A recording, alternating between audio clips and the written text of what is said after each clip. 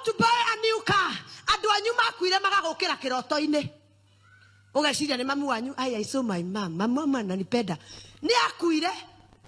Wana asifiwe ndiye na uru. Ona mama itu ni athire. If I see my mom, I know it's not my mom. My mom is resting. Wana asifiwe. It's not her. It is an altar of death that is being raised in your family so that that which you are about to receive, you don't receive, it dies. My God.